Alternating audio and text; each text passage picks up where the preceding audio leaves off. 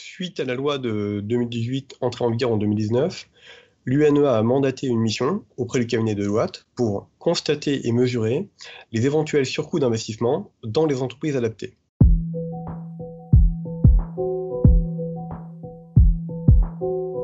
La méthode a été dans un premier temps de recueillir de l'information.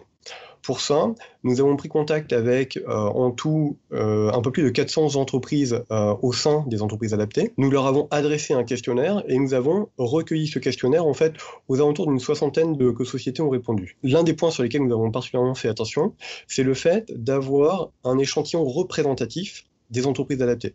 Parce qu'au sein de ces 60 entreprises, il faut qu'on représente l'ensemble des entreprises de l'UNEA et ensuite on a analysé les réponses qui ont été fournies.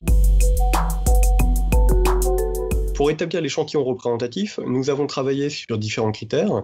Dans un premier temps, évidemment, le secteur d'activité, c'est-à-dire, par exemple, est-ce que l'entreprise travaille dans les espaces verts, dans le recyclage des déchets, etc. etc. D'autres critères, c'était les critères d'effectifs, la taille des entreprises en termes de nombre de salariés en situation de handicap, la situation géographique également, l'ancienneté de la société, voire éventuellement si la société était une société à but lucratif et non lucratif. Nous avons travaillé sur des éléments déclaratifs, c'est-à-dire que les entreprises interrogées ont été interrogées sur les surcoûts dans leur activité. Ça peut être des surcoûts d'adaptation du poste de travail, l'achat de machines supplémentaires pour permettre aux travailleurs en situation de handicap de travailler. Et on a interviewé ces entreprises pour nous assurer d'une certaine homogénéité des réponses au sein de toutes les entreprises qui ont été interrogées.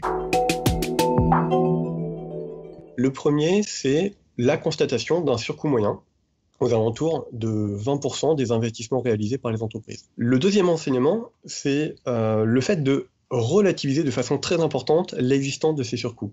Pourquoi ?